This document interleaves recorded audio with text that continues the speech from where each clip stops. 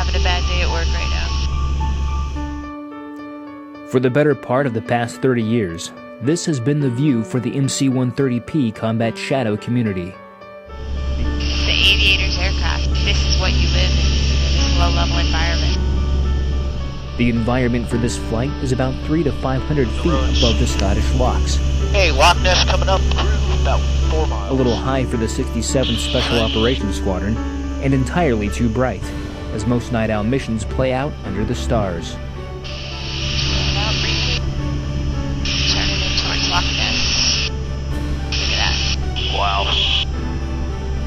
The primary mission of the aircraft, what we're most famous for, is helicopter air refueling, and that's what we practice on a daily basis out here at Mildenhall. But we have several different mission sets. The M in MC-130 stands for multi-role. There's really no mission that the aircraft doesn't do, whether it's airdrop of special forces into denied territory, whether it be their equipment or the personnel themselves, infiltration, exfiltration, airfield seizure, search and rescue or personnel recovery, humanitarian assistance, and then of course refueling of helicopters and now new tilt-rotor aircraft as well. There's no refueling mission on this flight.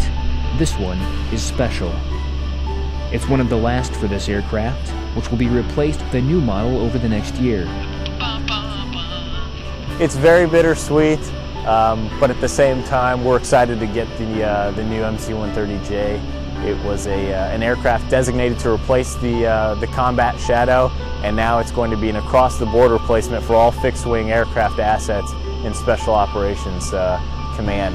We're very fortunate that this squadron is the one that's going to be the standard bearer for the transition from P model to J model. Rapid door, when you're ready, load. You're open, load. And pilot. Okay, just real quick. Stall speed's 116 at 0%, 123 for 30 degrees, 159 for 60 degrees. Yeah, I'm reluctant to admit it, but the J model is probably long overdue. We definitely need it. This airplane's very capable. It's doing the mesh since Vietnam. So the J model's a step in the right direction. This is a special flight for Major Aspden as well. This will be the last flight of his storied Air Force career, most of which has been spent in the navigator's seats on the Combat Shadow. Joe, okay, stand by your right-hand turn, 036. And go ahead and start that right-hand turn. Don and I have known each other for 20 years, so it's important to be here today. I think everybody on this crew has a long history with Major Aspden, so to be able to fly with him today and usher him out of the shadow, it's a big deal. That's the great thing about this airplane in AFSOC is that this airplane has been everywhere. You know, Allied Force, Atlas Response, Iraqi Freedom, Desert Shield, Desert Storm, Afghanistan, Philippines. So this has been our ticket to the show. The fact that we can refuel helicopters and do airdrop. So we've been everywhere. There's not an operation that's gone on in the past 22 years that a shadow hasn't been involved in.